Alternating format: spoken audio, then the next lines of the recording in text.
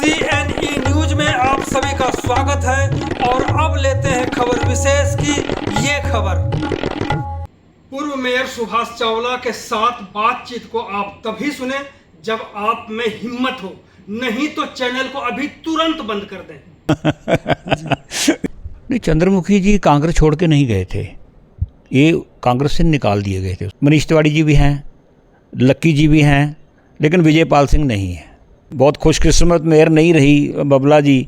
घमंड, अहंकार और लगे कि मैं ही सब कुछ हूँ, कि जो आपके शहर के यानी चंडीगढ़ शहर के जो सांसद हैं कांग्रेस पार्टी से मनीष तिवारी, इनको पार्लियामेंट में बोलने नहीं दिया। पार्लियामेंट में क्या हुआ, वहाँ क्या सिस्टम है, किसको बोलने का है, पार्टी कैसे तय करती है। मनीष जी के बारे में भी ये था कि शायद देखे होंगे, उनके आर्टिकल पढ़े होंगे आपने कई। मैंने कभी नहीं पढ़ा। बड़े अच्छे अच्छे आर्टिकल लिखते हैं वो, डिफेंस पे भी लिखते हैं, फॉरेन पॉलिसी पे भी लिखते हैं। इंग्लिश में लिखते हैं, अंग्रेजी हमारी कमजोर नहीं, हम थोड़ा थोड़ा पढ़ के ट्रांसलेट करवा लेते हैं। तो मैं कि आने वाले समय में आम आदमी पार्टी का चंडीगढ़ में भविष्य नहीं है, अब करेगी। तो इसीलिए पार्षद भी जो हैं वो भी एक थोड़ी सोच में है कि क्या हमारा भविष्य आम आदमी पार्टी में है, कन्फ्यूज़न में है। आज हम एक बार फिर से बात करेंगे भाजपा के बड़े लीडर पूर्व मेयर सुभाष चावला जी से और जानेंगे शहर की स्थिति को लेकर के। चावला साहब, क्या हो रहा है शहर में? सबसे पहले तो हम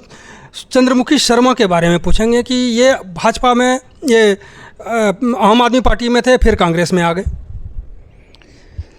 मधुकर जी, वैसे तो क्योंकि ये सारे जो आपने दोनों मसले की बात की है, ये कांग्रेस के अंदरूनी मसले हैं, और मैं नहीं चाहूँगा कि आज मैं इस इंटरव्यू में भाजपा के नेता के तौर पे बात करें। हम दोनों बैठ के जो राजनीति में घटना हुई है या घटना होने की विश्लेषण के तौर बात करें। आज इसको भाजपा कांग्रेस में ना लें, और तभी सही मायने में बात भी कर पाएंगे। अगर मैं भाजपा का पक्ष रखता गया, कांग्रेस वाले कल को कहेंगे विशेष तौर पे।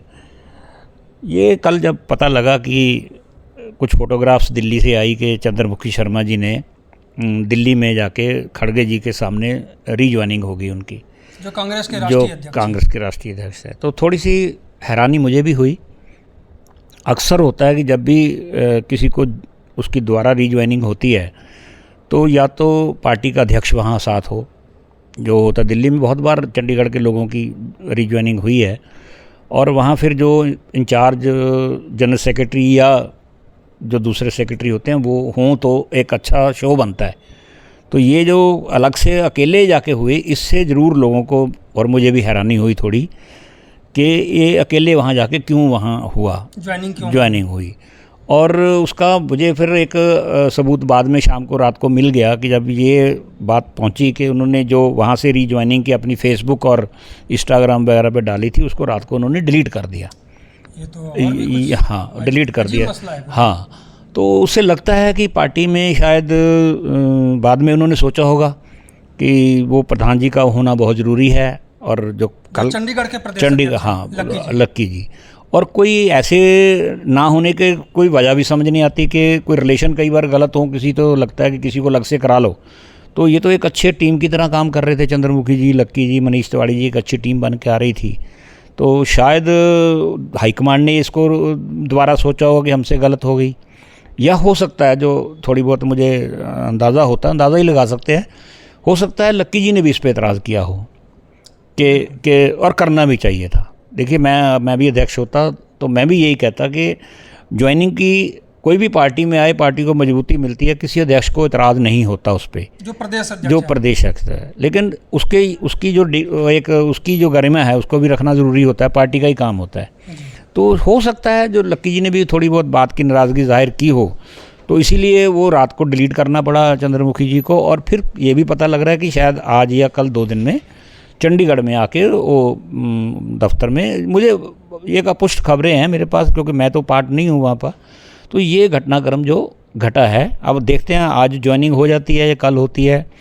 लेकिन एक बात पक्की है कि ये थोड़ी सी जल्दबाजी कह लें या कोई किसी की रणनीति का हिस्सा होगा कि मैं खड़गे जी के सामने ज्वाइन कर रहा हूँ तो मैं अपने आप को बड़ा दिखाऊँ, एक ये भी होता है पार्टियों में कि जी मेरी तो रीज्वाइनिंग खड़गे जी ने कराई है जी। तो अपने आप का एक कद बड़ा बनाने की भी बात भी हो सकती है, ये रणनीति का हिस्सा हो सकता है। आज की इस घटना से तो यही अंदाज़ा लगाया जा सकता है। सर जैसे आपने कहा कि कद को बड़ा दिखाना, इसलिए खड़गे जी के पास गए होंगे।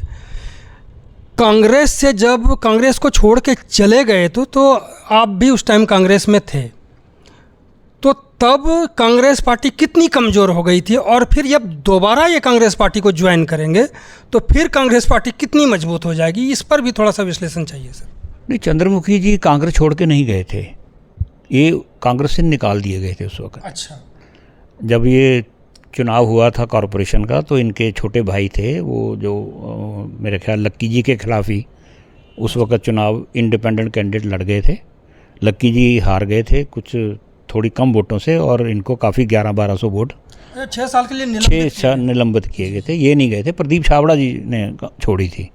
तो इनका तो एक तरह से निलंबन या कह लें या 6 साल पूरे हो गए, जो वनवास जो है वो था। इनकी रीज्वाइनिंग जो हुई है वो उस तरह नहीं हुई कि छोड़ के गए थे फिर वापस आ रहे हैं। मजबूती की बात सर, कितना कांग्रेस, देखिए कोई भी आदमी देखिए पहली बात तो ये है कि अब जो गठबंधन चल रहा है वो एक मजाक सा बन रहा है चंडीगढ़ में, आम आदमी पार्टी और कांग्रेस, आम आदमी और पार्टी में। उनके कांग्रेस के भी राष्ट्रीय नेता वहाँ दिल्ली में कह चुके हैं कि अब हमारा इनसे गठबंधन नहीं है, और आम आदमी पार्टी के तो हर बड़ा नेता, चाहे केजरीवाल जी खुद हों, सिसोदिया जी हों, संजय सिंह हों, उन्होंने साफ कह दिया कि अब हमारा कांग्रेस से कोई लेना देना नहीं। और जो इंडी गठबंधन की जो मीटिंगें हुई हैं नेशनल लेवल पे, उसमें भी आम आदमी पार्टी अब नहीं जा रही। तो साफ हो गया कि गठबंधन तो टूट गया है।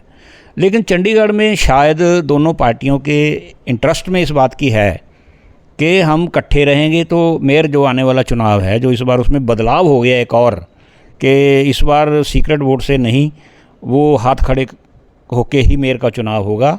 तो एक शायद इनकी रणनीति हो या इनकी मजबूरी कह लो, या आगे अपने आप को मजबूत दिखाने की किसी तरीके से इस चुनाव तक हमारे सारे पार्षद इकट्ठे रहें, गठबंधन का कह लें या वैसे इसको कहते हैं कि पॉलिटिक्स ऑफ कन्वीनियंस के भी जो होती है वो चल रही है।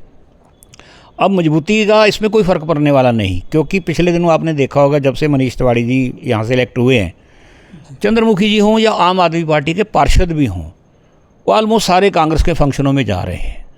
अब 2 उधर से इधर आ जाएं या 2 इधर से उधर चले जाएं, गठबंधन में तो नंबर तो वही रहेगा ना।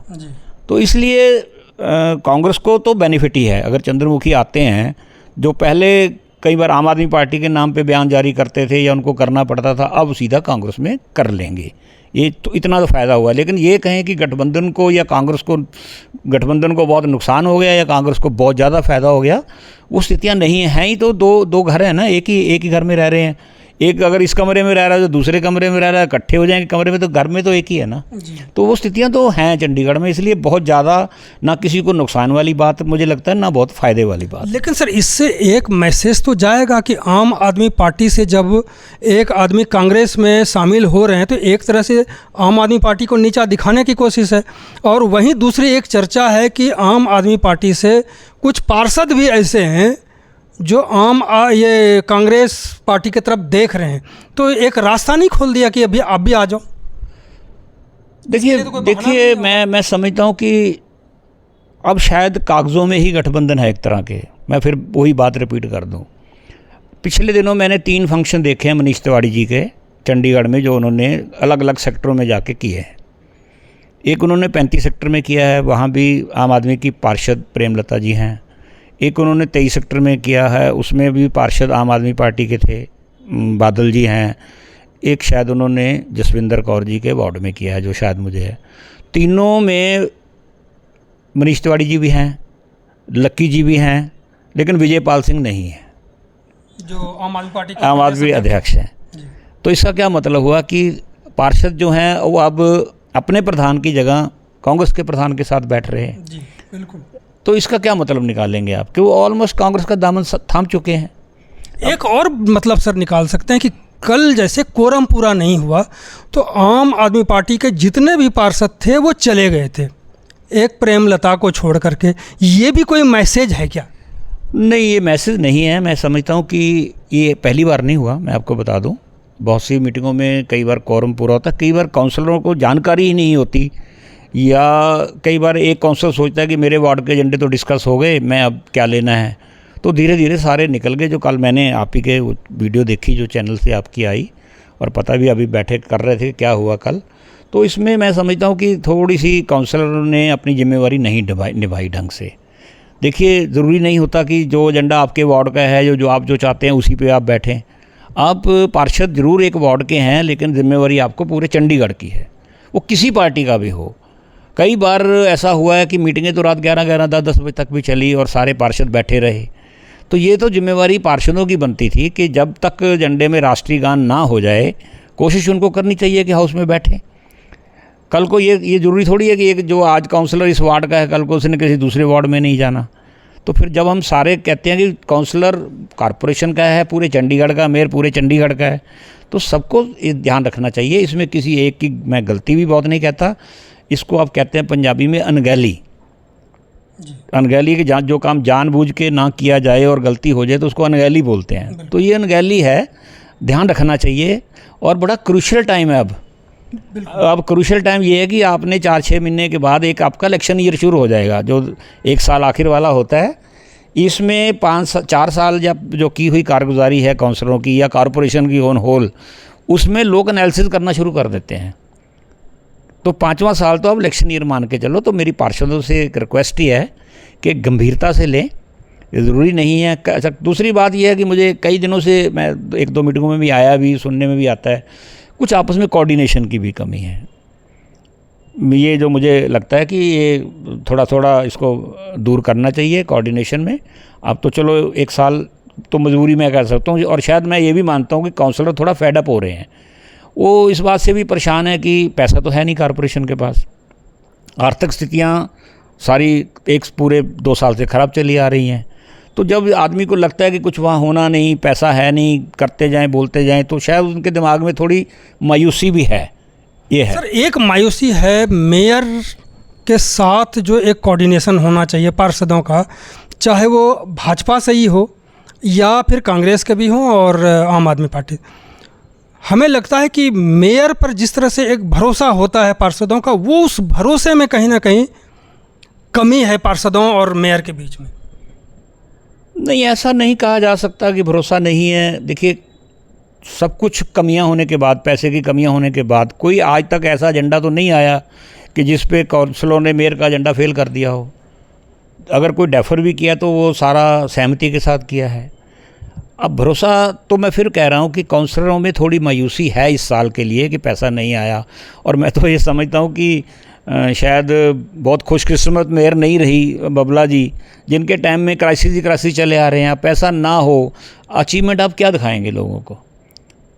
आपके पास बताने के लिए क्या होगा? कोई घर हो, बिजनेस हो, दुकान हो या कोई इंस्टीट्यूट हो, बिना पैसे के तो चलता नहीं। सर, कुछ पार्षदों से मेरी बात हुई तो हमने कहा कि बड़ी अजीब सी स्थिति पैदा है। तो वो कुछ पार्षदों का कहना है, जब आपके और हमारे बीच में घमंड, अहंकार और लगे कि मैं ही सब कुछ हूँ, तो नगर निगम हाउस में ये स्थिति कई बार पैदा हो जाती है। इसको लेके क्या कहेंगे? मेरे को इसकी कोई जानकारी नहीं है। मैं तो जितनी बार आया हूँ, मुझे देखा कि मेयर मैडम के कमरे में 5-7 काउंसलर बैठे ही होते हैं और बड़े अच्छे माहौल में चाय पानी ये सब कुछ चल रहा है। अंदर खाते किसी के मन में क्या है। फिर भी मैं कहता हूँ कि सब कुछ होने के बावजूद भी जो मेयर होते हैं वो एक तरह के सबके बड़े होते हैं, चाहे उम्र में छोटे भी हों। तो थोड़ी जिम्मेवारी ज़्यादा बन जाती है कि सबको साथ लेके चलना। और मैंने अभी तक तो मुझे नहीं लगा कि मेयर के इस तरह की नाराज़गी मैंने सुनी हो कि वो नहीं है।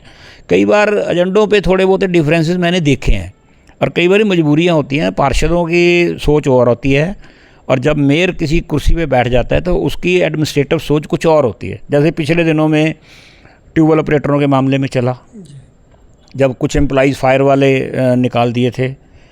अब काउंसलरों की तो पहला इंटरेस्ट होता है कि जो आदमी नहीं निकलने चाहिए, लेकिन जो मेयर होता है वो मेयर की फिर रोज़ाना बातचीत कमिश्नर से भी होती है, प्रशासन से भी होती है। वहाँ क्या मजबूरियाँ होती हैं मेयर की, कैसे मेयर वो काम नहीं कर पाती, ये पार्षदों को भी समझना पड़ेगा। मेयर सिर्फ वो नहीं होता, मेयर एक एडमिनिस्ट्रेटर हेड भी हो जाता है। तो ये सारी चीज़ें मिलके, और इसका हल यही होता है कि हम ज़्यादा से ज़्यादा आपस में कॉर्डियल माहौल में बैठें।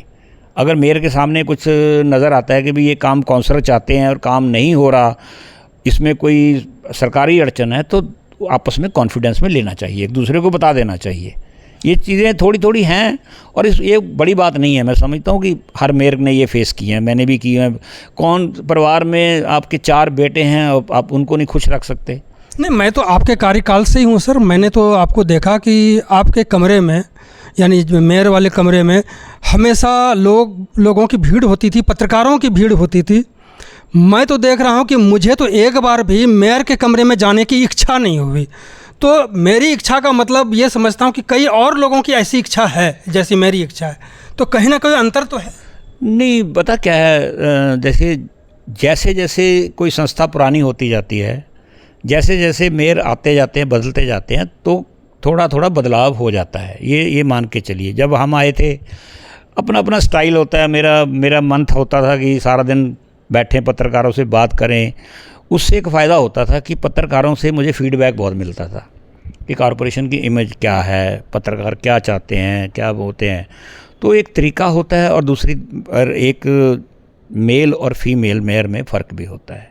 थोड़ा सा आप जाने में भी झिझकेंगे, और वहाँ बैठ के बातचीत, हमारे तो खुला माहौल होता था कि कुछ हंसी मजाक भी कर लिया, कोई जोक भी सुना रही है। अब मेयर मैडम के कमरे में तो वो नहीं हो सकता ना। जब आप देखेंगे, जब भी लेडी मेयर आए हैं तो थोड़ा थोड़ा सबको रिजर्व रहना पड़ता है। एक महिला शक्ति के बारे में एक हमारे मन में एक अलग से एक उसके लिए मान सम्मान होता है। तो उसको शायद इस तरीके से ना समझें कि वहाँ माहौल ठीक नहीं है। मैं तो जितनी बार आया हूँ, मैं तो सर जितनी बात कह रहा हूँ, मेरी तो पार्षदों से जो फीडबैक आया उसके बारे में मैं कह रहा हूँ। हमारी अपनी तो कोई बात ही नहीं, मैं तो जाऊँ ना जाऊँ, मेरा क्या बिगड़ना या उनका क्या बिगड़ना मेरे से। लेकिन पार्षद अगर नहीं जाए तो आपने देखा कि कोरम पूरा करने के लिए पार्षद नहीं थे, ये उसका एक उदाहरण मैं समझ सकता हूँ। नहीं, मुझे नहीं लगता कि नाराज़गी की वजह से कुछ चला गया। नाराज़गी की वजह से देखिए बता के भी नहीं गया कोई, या कोई उसको मतलब कोई नाराज़गी जता के नहीं गया कोई। नहीं, मैं वही तो मैं हैरान हूँ ना कि नाराज़गी होती तो सारे कह के चले जाते, वॉकआउट कर जाते, बाइकआउट कर जाते। ये लगा कि शायद उन्होंने लगा कि कोई बात, मुझे जो लगा है कि कोई ऐसा एजेंडा नहीं रह गया जिसकी बहुत ज़्यादा इंपॉर्टेंस हो, जो मैं महसूस कर रहा हूँ। पर मैं समझता हूँ कि छोटे से छोटा एजेंडा भी शहर के लिए उतना ही इंपॉर्टेंट होता है जितने बड़े एजेंडे हैं। तो जो कल मैं महसूस कर रहा था कि वो 0 आवर में सब कुछ बोल लिया, ये भी होता है। अब कई बार क्या है मधुकर जी, मेयर की एक मजबूरी होती है, मैं आपको बता दूं। 0 आवर का मतलब है 1 घंटा, तो या तो 4-4 घंटे 0 आवर चल जाता है, 0 आवर्स हो जाते हैं जी। ये नहीं होना चाहिए था। प्रश्न काल आगे होता था। हम थोड़ा सा जो हमारे टाइम के अधिकारी थे वो भी हमें गाइड करते थे। कुछ हम उनके ऊपर जिम्मेवारियां डाल देते थे कि आप ही संभाल लो, बजाय कि मेयर काउंसलर से किसी कहे। अगर प्रश्न आवर 1 घंटे का तो 1 घंटे का मतलब है, जो रह गए अगली बार करेंगे। बहुत बार होता था कि 4 प्रश्न आए, 6 आए थे, 4 डिस्कस हो गए, 2 अगली बार करेंगे। 0 आवर भी आता था, तो 0 आवर का मतलब था 0 आवर। 11 बजे शुरू हुआ तो जब 12 बजे तो अब ख़त्म, उसके बाद कोई डिस्कशन नहीं। और क्या है 0 आवर कहाँ है, ये कहाँ से लिया 0 आवर? एक्ट में तो कोई है नहीं। ये देखा कि पार्लियामेंट या विधानसभा में होते हैं, लेकिन उसमें भी अगर उसको आप उससे ले रहे हो तो ये भी तो फॉलो करो कि 0 आवर में आप मसला उठा सकते हैं, आप जवाब नहीं मांग सकते। आप विधानसभा की कार्रवाई देखेंगे या लोकसभा की कार्रवाई देखेंगे, वहाँ उठाया जा सकता है मसला। आप ये डिमांड नहीं कर सकते कि आप इसका मुझे अभी जवाब दो। सर आप सुनिए आगे। अब यहाँ क्या है, 0 आवर में देखता हूँ, 0 आवर पे ही मेयर साहब आप बताओ, कमिश्नर साहब आप बताओ। अब उनको क्या पता कि 0 आवर में आप क्या तरी करके आए हो? क्या उनके पास हर आदमी की फ़ाइल होती है? ये कुछ जो एक्ट के हिसाब से हाउस नहीं चलता जब, तो ये तब परेशानियाँ आती हैं। और ये काम किसका है मैं बताऊँ? मेयर पॉलिटिकल आदमी होता है, उसने अपने काउंसलरों को भी देखना है। ये काम होता है सेक्रेटरी का या कमिश्नर का। ज़्यादा काम होता है जो सेक्रेटरी मीटिंग कंडक्ट सेक्रेटरी करता है, वही कॉल करता है। उसको चाहिए कि जब 0 आवर हो गया, आवर ख़त्म, तो आगे कोई डिस्कशन नहीं, वो अनाउंस कर दे वहाँ से। ये एक आध बार काउंसलर नाराज़ हो गए, अगली बार ठीक हो जाएगा। लेकिन मैं तो कई बार देखा है कि अब मिनट्स हैं, देखिए इसलिए लंबी डिस्कशन हो जाएगी। मिनट्स का होता है कि जो पिछली मीटिंग में हम बोले थे वो सही रिकॉर्ड हुए या नहीं हुए। अगर उसमें लगता है कि मैं ये बोला था, इसमें मेरी रिकॉर्डिंग गलत हुई है, तो सिर्फ आप अमेंडमेंट मूव कर सकते हैं कि ये मिनट्स में मैं कुछ बोला था और यहाँ रिकॉर्ड कुछ हो गया। इसको हम मिनट्स पास करना कहते हैं। यहाँ तो अपने बोले हुए मिनट्स को भी दोबारा रिव्यू करके एजेंडे की शक्ल में ले आते हैं, जो कानून के एक्ट के तहत बिल्कुल ही खिलाफ है। एक्ट बिल्कुल साफ कहता है कि जो कॉरपोरेशन में एक बार एजेंडा पास हो गया उसको अगले 3 महीने तक आप रिव्यू नहीं कर सकते। फिर जब दोबारा एजेंडा लाओगे उसके रीज़न देने पड़ेंगे कि एजेंडा क्यों आया, गलत हो गया या एडमिनिस्ट्रेशन ने रिजेक्ट कर दिया। यहाँ कभी मैंने आज तक हमारे टाइम में तो नहीं था कि मिनट्स के ऊपर भी उसको एजेंडे बना के उनको पास कर दिया जाए। सर अभी हम छोटे सदन की बात कर रहे हैं, क्योंकि हम पार्लियामेंट का भी और लोकसभा जैसी बात हमने करी। अब मैं लोकसभा की तरफ से अगर चला जाऊँ सर, कि जो आपके शहर के यानी चंडीगढ़ शहर के जो सांसद हैं कांग्रेस पार्टी से, मनीष तिवारी, इनको पार्लियामेंट में बोलने नहीं दिया गया। बड़ी चर्चा इस शहर में, और शहर की जनता में ये बात चर्चा है कि जो अपने ही पार्टी में कमज़ोर दिखे, क्या वो जनता के लिए, उस शहर के लिए काम कर सकता है क्या मजबूती से? देखिए, इसकी अब पार्लियामेंट में क्या हुआ, वहाँ क्या सिस्टम है, किसको बोलने का है, पार्टी कैसे तय करती है, मुझे इसकी जानकारी नहीं है ज़्यादा। प्रधानमंत्री ने भी चर्चा करी है, लेकिन हाँ, प्रधानमंत्री ने भी जो अपना लास्ट कमेंट्स से कंक्लूड करते हुए उन्होंने कहा कि कांग्रेस ने अपने एमपीओं की भी ज़ुबान बंद कर दी। तो इससे तो पता लगता ही है कि कोई ना कोई वहाँ हुआ है। अब ये बात मनीष तिवारी जी ने खुद एक ट्वीट करके उसके ऊपर उसको डेंट कर दिया कि हाँ, मुझे नहीं, वो नाराज़गी ज़ाहिर की एक तरह से जो उन्होंने ट्वीट किया कल, कि क्योंकि सुबह ही से टीवी से चलना शुरू हो गया था कि हाँ, ये प्रीत यहाँ की गीत ऐसा कुछ उन्होंने गाया, भारत का रहने वाला हूँ, पूरी देशभक्ति। तो वो तो राष्ट्रवाद का मतलब होता है। आज कोई भक्ति की बात करे तो सीधा राष्ट्रवाद पे जाता है, और राष्ट्रवाद का मतलब है भाजपा। ये तो सीधी सी आप लोगों में कहने की ज़रूरत नहीं है। लेकिन जो कुछ ये हुआ है, ये थोड़ा सा लग रहा था कि जब ये डेलीगेशंस बाहर गए उस वक्त भी ये थे कि सिंदूर ऑपरेशन के बाद जो फॉरेन में अलग अलग ऑल पार्टी डेलीगेशन भेजे, उसमें ये मीडिया में चर्चा आ गई थी कि शशि थरूर जी और मनीष तिवारी जी का नाम पार्टी से पूछ के नहीं लिया गया। ये मीडिया की खबरों में रिएक्ट कर रहा हूँ, मुझे अंदर की कोई पता नहीं है क्या हुआ, उनकी मर्जी से नहीं गया। और उनके आने के बाद भी जो कुछ चर्चाएं चली दिल्ली में, या कुछ पुराने साथी हैं उनसे वैसे कैजुअल बातचीत करने का, तो उन्होंने भी कोई खुशी जाहिर नहीं की। शशि थरूर पे तो बहुत ज़्यादा लोगों की नाराज़गी है कांग्रेस में कि इन्होंने तो लेट डाउन किया है एक तरह से पार्टी को। जो राहुल गांधी जी स्टैंड ले रहे थे रिगार्डिंग प्राइम मिनिस्टर के जो सिंदूर का, सीज़ फायर का, ट्रंप का, तो उन्होंने जाके पूरी उस लाइन के जाके बीजेपी वाली लाइन टोक की है शशि थरूर जी ने। मनीष जी के बारे में भी ये था कि शायद जो, अब वही बात है कि मैं बहुत ज़्यादा नहीं बोल सकता कि मुझे बहुत ज़्यादा नहीं मालूम, पर जो चर्चाएं हैं मैं उसके बिहाफ पे बात कर रहा हूँ कि पार्टी खुश नहीं थी, कि कांग्रेस पार्टी खुश नहीं मनीष तिवारी जी से, कि इनको जाना चाहिए था। देखिए, यही सेम काम उन्होंने ममता बनर्जी जी की पार्टी के साथ किया था। उनकी मर्जी के बिना उन्होंने, जो कौन से क्रिकेटर हैं वो यूसुफ खान, उनका नाम भेज दिया था। उन्होंने कहा जी मेरे बिना पूछे मेरा नाम डाला, हमारी पार्टी का कोई नहीं जाएगा। उनको मजबूर होके बाद में अभिषेक बनर्जी को ले जाना पड़ा। तो शायद पार्टी इस बात की उम्मीद करती होगी इनसे भी कि भी एक बार ये मना कर देते हैं कि हमारे से नहीं आए। तो उन्होंने इस बात की नाराज़गी तो लग रही थी, लेकिन उसका रिज़ल्ट सामने आ गया। कल जब सुबह डिबेट शुरू हुई सिंदूर पे, तो सारे चैनल्स ने एक ही बात पकड़ी हुई थी कि शशि थरूर का नाम नहीं है और मनीष तिवारी जी का नाम नहीं है। ये लगातार हर चैनल पे चल रहा था। तो फिर उसी टाइम थोड़ी देर के बाद मनीष तिवारी जी का वो ट्वीट भी आ गया। तो उन्होंने फिर उस बात को साबित कर दिया कि भी जो बात चल रही थी नाराज़गी वाली वो सही है। जो कसर रह गई वो प्रधानमंत्री क्योंकि मनीष तिवारी जी के बारे में ये पार्टी भी मानती है और पूरे देश में मानते हैं कि वो एक अच्छे वक्ता हैं, और ख़ासकर जो उनकी विदेश नीति है, या आप देखे होंगे उनके आर्टिकल पढ़े होंगे आपने, कई, मैंने कभी नहीं पढ़ा। बड़े अच्छे आर्टिकल लिखते हैं वो, डिफेंस पे भी लिखते हैं, फॉरेन पॉलिसी पे भी लिखते हैं, इंग्लिश में लिखते हैं। अंग्रेजी हमारी कमजोर नहीं, हम थोड़ा पढ़ के ट्रांसलेट करवा लेते हैं, ऐसा है तो हम भी आप जैसे ही। लेकिन मैं, क्योंकि मनीष तिवारी का जब नाम आता है तो फिर इंटरेस्ट पैदा हो जाता है कि पढ़ लो क्या लिखा उन्होंने। तो वो लोगों में ये था, या पार्टी के अंदर भी था, कि अगर अच्छे बोलने वाले वक्ता आएंगे तो मनीष तिवारी जी का नाम होगा, ये चीज़ की संभावना थी। लेकिन जब नाम नहीं आया तो चर्चा शुरू हो गई। अब इसका क्या फ़र्क पड़ेगा आने वाले टाइम में, कि अगर तो ये मामला यहीं ठंडा हो जाता है फिर तो पार्टी की बातें अंदर रह जाएंगी। अगर आगे बढ़ते हैं तो इसका स्वाभाविक तौर पर चंडीगढ़ की राजनीति पे असर पड़ेगा। क्या असर पड़ेगा सर?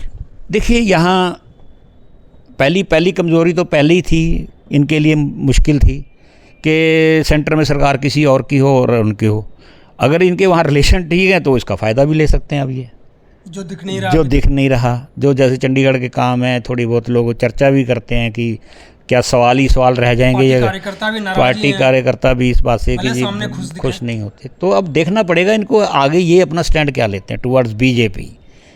ये इनका इंटरनल मामला है, उस पर असर जो है वो धीरे धीरे पड़ना शुरू होगा, संगठन पे भी पड़ेगा। अब मान लीजिए चंद्रमुखी शर्मा जी को लेके आए हैं और जिस ढंग से जहाँ दिल्ली की फ़ोटो है तो देखेंगे फ़ोटो तो खड़गे जी के साथ ऑफिस में, मुझे तो लग रहा है कि पार्लियामेंट की हैं। वैसे मिलने मिलाने वाले देखिए खड़गे जी ऐसे मतलब वो हैं। अब उससे क्या होगा कि देखिए चंद्रमुखी शर्मा जी जो मौजूदा अध्यक्ष हैं लक्की जी, उनसे हर मामले में सीनियर हैं। वो एनएसयूआई के प्रधान पहले रहे, ये बाद में बने। वो यूथ कांग्रेस के प्रधान पहले रहे, वो बाद में बने। लेकिन लक्की जी ने कभी पार्टी नहीं छोड़ी या पार्टी से निकाले नहीं गए, तो इसलिए वजह से सीनियर तो यही रहे। मैं बात अब जब पार्टी में आ जाएंगे, मेरी बात पूरी होने दीजिए। उसमें क्या था कि अब चंद्रमुखी जी के लिए पद क्या, अब आएंगे तो पद तो भी मिलेगा उसको, क्या पद, ये बड़ा सवाल आ जाएगा। नहीं, जिस पद पे नहीं रहे उस पद को दे, जिला प्रधान भी दे सकते। एक तरह से बराबर का पद देना पड़ेगा ना।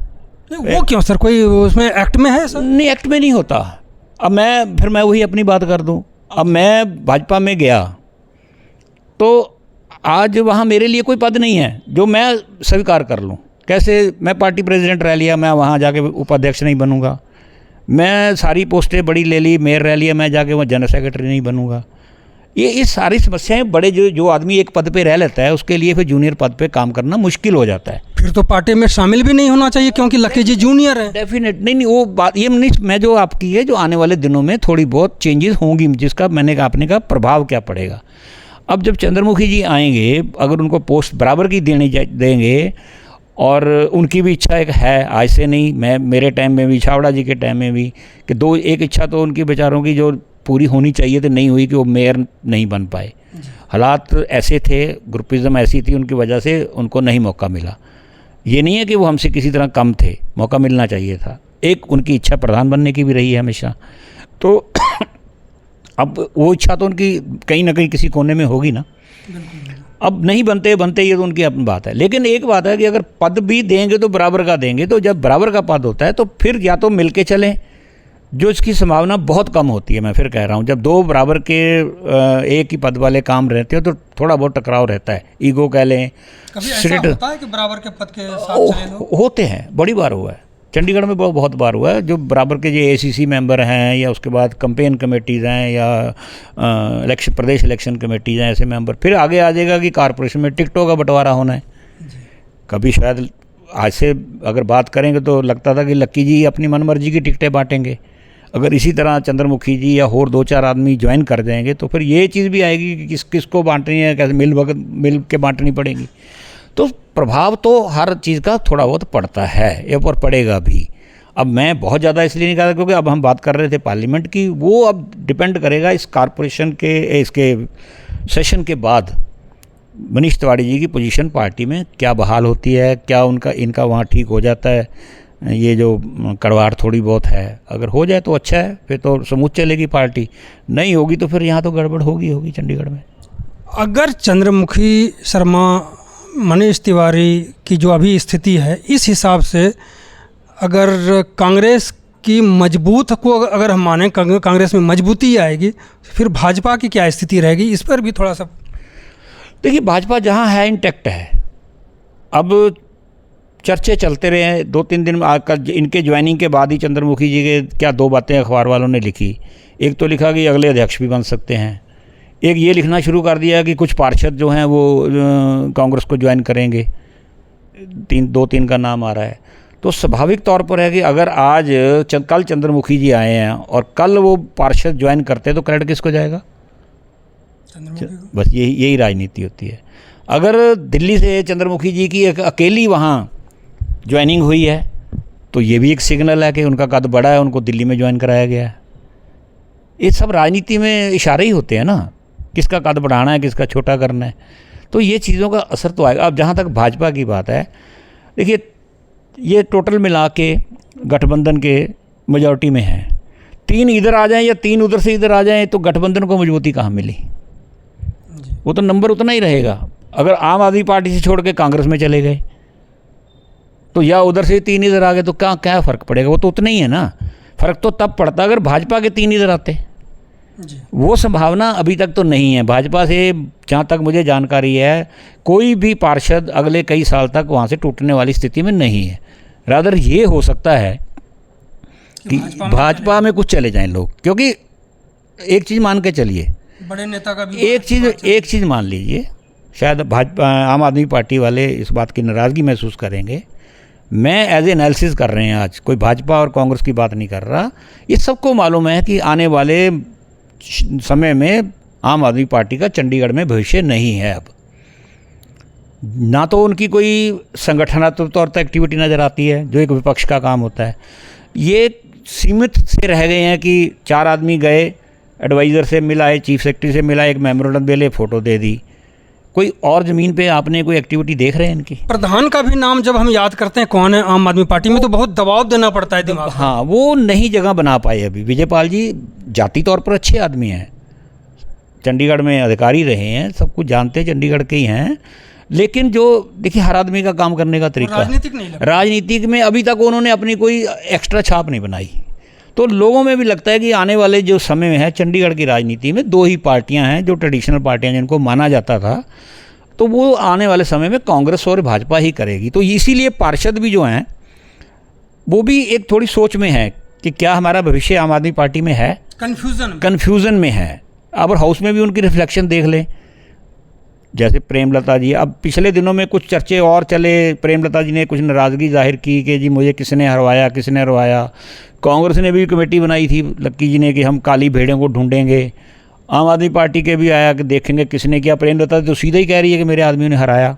वो तो रात का ही बात खत्म हो गई, लेकिन उसका कोई रिजल्ट तो नहीं आया ना। कोई रिजल्ट नहीं। एज ए विजयपाल जी की तरफ से या कोई ऐसा कोई आपको नज़र आया कि उनका संगठन पे पकड़ है? ना कोई संभावना दिख रही है। इसलिए आम आदमी पार्टी का अब भविष्य नहीं है।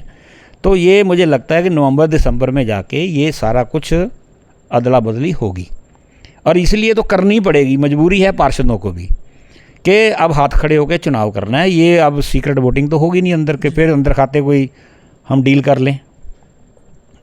कई बार होता है कि सीक्रेट डाल दी, किसी ने डाली, पता ही नहीं लगता था, और पता लग भी नहीं सकता।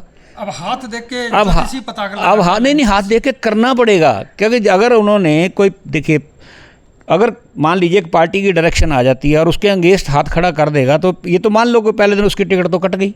बिल्कुल ठीक है ना। या फिर उसने ये फैसला कर लिया होगा मैंने चुनाव नहीं लड़ना, तब जा गए।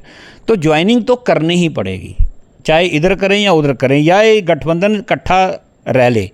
गठबंधन इकट्ठा रह सकता था अगर आम आदमी पार्टी के पार्षदों को ये पता होता कि हमारा भविष्य अभी इस पार्टी में है। वो चीज़ उनके मन में भी है। सब मेरी पार्षदों से बातचीत होती रहती है। वो कुछ जो एंटी बीजेपी है आइडियोलॉजी में, वो कांग्रेस की तरफ चले जाएंगे। कुछ जो लोग भाजपा को अपना अछूत नहीं मानते या उनकी आइडियोलॉजी उनके पारिवारिक आइडियोलॉजी है, बहुत से पार्षद ऐसे हैं जिनके पारिवारिक जो हैं वो उनके जो पुराने घर के फैमिली मेम्बर थे वो संघ या भाजपा में काम करते रहे, वो उधर चले जाएंगे। ये तो होने वाला है, नवंबर में आपको दिख जाएगा। तो आपने सुन लिया सुभाष चावला जी को, जिन्होंने चंद्रमुखी से लेकर के लोकसभा तक और लोकसभा से लेकर के नगर निगम हाउस तक की चर्चा करी। बहुत बहुत धन्यवाद सर आपके विश्लेषण के लिए। शुक्रिया, धन्यवाद जी। CNE न्यूज़ के साथ बने रहने के लिए आप सभी का बहुत बहुत धन्यवाद।